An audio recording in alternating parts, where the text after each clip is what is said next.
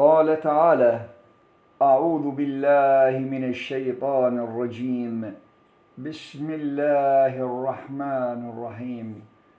وكذلك مكنا ليوسف في الأرض يتبوأ منها حيث يشاء نصيب برحمتنا من نشاء ولا نضيع أجر المحسنين، كما ورد في الآية 56 من سورة يوسف. السلام عليكم أخوتي وأخواتي متابعي قناة معرفة الصواب، معكم عباس جميل السلطاني. سألني أحدهم عن صفات سيدنا يوسف عليه السلام في القرآن الكريم. يتصف سيدنا يوسف عليه السلام بعدة صفات ذكرت في القرآن الكريم، تجمع بين صفات جسدية وصفات خلقية. منها صفات جسدية: الجمال.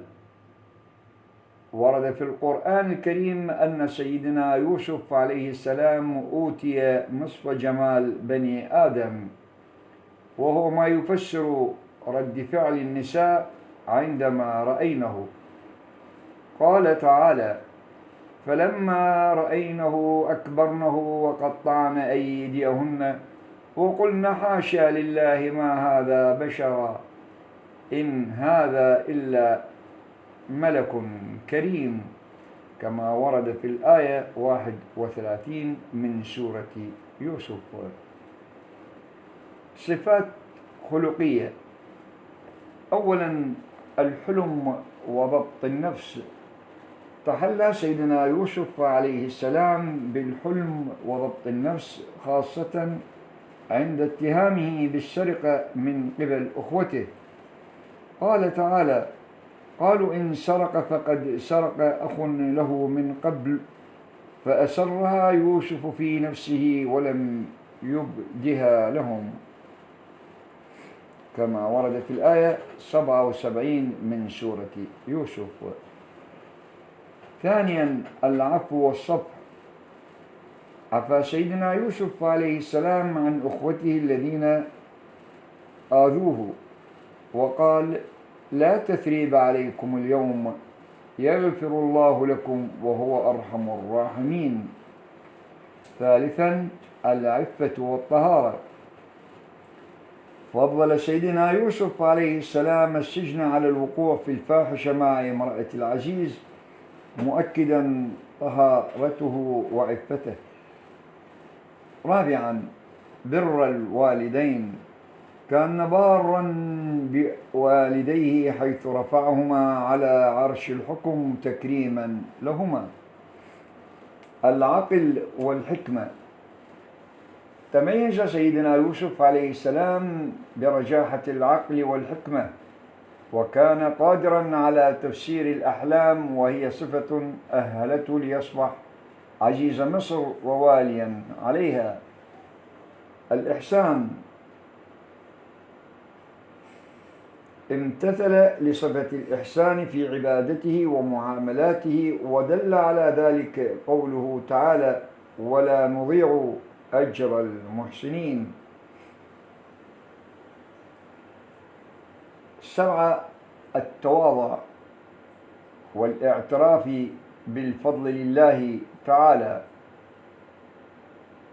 كلما حقق سيدنا يوسف عليه السلام إنجازا كان يعزو الفضل لله تعالى، مثل قوله تعالى: قد آتيتني من الملك وعلمتني من تأويل الأحاديث. ولسيدنا يوسف عليه السلام مقامات عدة أذكر منها. أولا مقام التأدب مع والده وحرصه على استشارته في شأن رؤياه.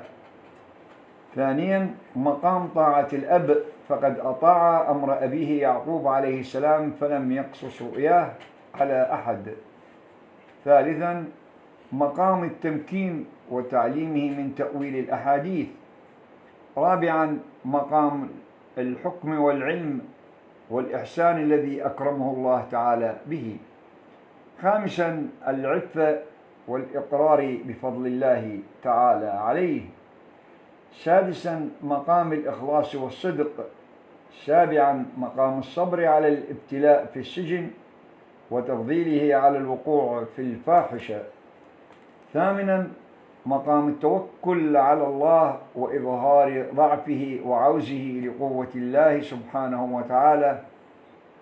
تاسعا مقام حسن الاتباع لملة آبائه من الأنبياء عليهم السلام. عاشرا مقام الدعوة إلى الله حيث اجتهد بدعوة رفاقه في السجن. 11 مقام الأمانة والحفظ والعلم وغيرها من المقامات الخلقية الرفيعة. أما الابتلاءات التي اعترضت سيدنا يوسف عليه السلام، تعاقبت على سيدنا يوسف عليه السلام محن وابتلاءات كثيرة نجاه الله منها، وهي: أولا مؤامرة الاغتيال والإلقاء في الجب.